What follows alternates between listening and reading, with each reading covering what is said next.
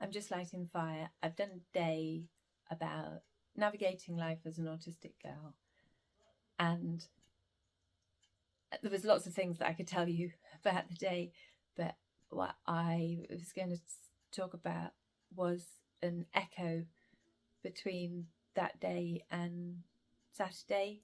And I wonder if you remember, on Saturday I put a post on my social media saying I was travelling home and I was really hoping that there would be a stranger to talk to on the train, because I am supposed to work, and I do a lot of work on the trains, but I just, like, it was a Saturday, I just thought it'd be nice to just talk to somebody interesting. And from time to time I meet really interesting people on the trains, and I love those happenstance interactions.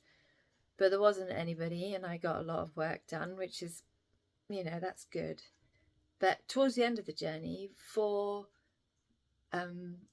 women in their probably mid-50s got on, and they had loads of Prosecco with them, and they were going on a women's holiday, and they were clearly there to have a good time, and the guard on the train was flirting with them in a fun way, and all the Prosecco bottles were clinking, and they were giggling about what they were planning on doing, and then they were swapping stories about their husbands or their children, and they were fun to eavesdrop on. And so I was doing my work, but more slowly, and I was listening to their conversation, and they were so excited to be going on holiday, and they were looking forward, and they were gossiping about other people in their lives, and it was like, like a silly fly on the wall documentary, little glimpse into their lives. And then one of them started to talk about her granddaughter, and her granddaughter has stopped going to school recently, and she thinks it's because her daughter-in-law is not being firm enough with her. And the others were saying how important it is for children to go to school, and saying that her daughter-in-law really should make her granddaughter go to school. And she said that she tries to go around and help out, but her daughter-in-law won't let her. And when she goes around, she says, I go around with the best of intentions. I go around to be supportive. I go around to be, I want to show her that I'm there and that I care for them. But my daughter-in-law won't let me look after the child. And her example was that she wanted to take the girl out, and she told her to put a coat on, and that had made the girl very distressed, and her daughter-in-law had said, you can't tell her to do that. And the others were shocked, like, of course you can tell a child to put a coat on. And then she said, well, apparently my daughter-in-law says she's got something called PDA, but that's not a thing. And really, you do have to be firm with children. Sometimes it's for their own best interest, and you do have to tell a child to put a coat on. And the others were shocked and horrified, and everybody agreed with her. And then it went on, and you found out that the granddaughter only wore one set of clothes, was only comfortable in one set of clothes, and this set of clothes was wearing out. And do you know what her daughter-in-law was doing? Shocking, dreadful.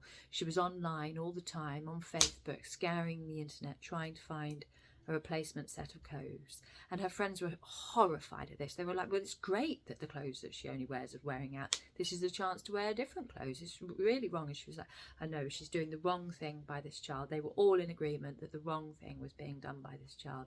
And then she talked more about her daughter-in-law, and how her daughter-in-law had been, a suitable match for her son. Her daughter-in-law had a really dynamic career, and she had been doing all these things, but now she just stayed at home all the time because her granddaughter didn't go to school. Her daughter-in-law didn't work anymore, and really she felt that part of the reason why her granddaughter wasn't going to school was actually because her mum didn't want to work anymore. And the others were saying, well, of course a child wants to be at home with its mother. Every child wants to be at home with its mother. And she said, yes, that's the thing. My granddaughter has a diagnosis of autism. Oh, fire's worked, hasn't it? She has a diagnosis of autism, and my daughter-in-law uses that as an excuse. And she said, but really, everybody's on the spectrum somewhere, and it's not an excuse. She needs to go to school, she needs to wear a coat, she needs to wear different clothes. And I listened, and it was so sad to hear, because you just got the feeling of this daughter-in-law being entirely on her own in her family.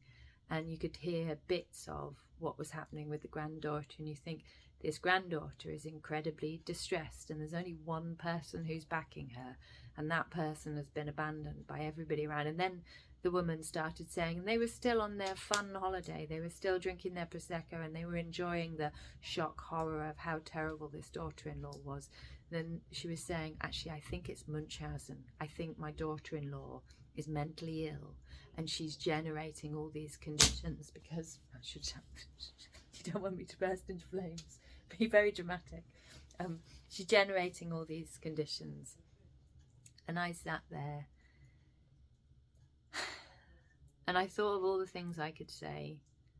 I tried out any number of, I could just walk up to them and say, hey, by the way, like, I happen to know a bit about autism. Would you like a chat about your granddaughter? And you think, but she kept saying about how she wanted to be supportive, but all she wanted to do was go around and enforce her view of things. And I was thinking, just imagine if she'd spent 5 minutes on Googling PDA strategies for getting a child to put their coat on.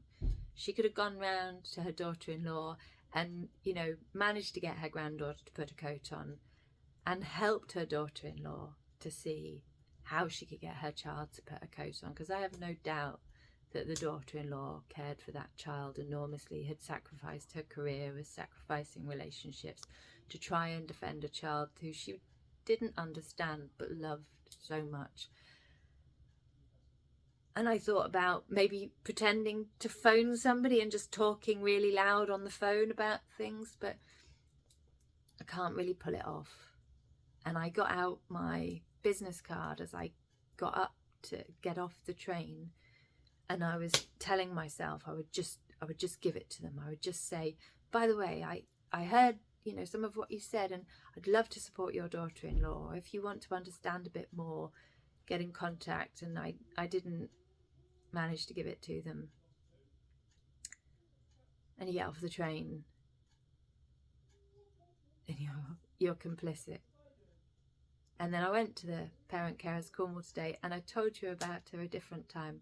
There was a woman there today, and she started coming to the Parent Carers events a few months ago. And when she first came, she said, the reason I'm here is my granddaughter has just been diagnosed as autistic, and I don't really know anything about it, and I want to learn as much as I can so that I can support my daughter and support my granddaughter. And she was there today, and it was so good to see her, especially after Sunday, because remembering that people like her exist. She's going out of her way to learn as much as she can to support her grandchild, to support the family who, are her grandchild's primary carers. And there are so many horrible stories in this community, but that people like her exist. That's the thing to cling on to. So it was just so lovely. And I did embarrass her by pointing her out to everybody, so I promised her I won't do that again. But it was just so great to see her today.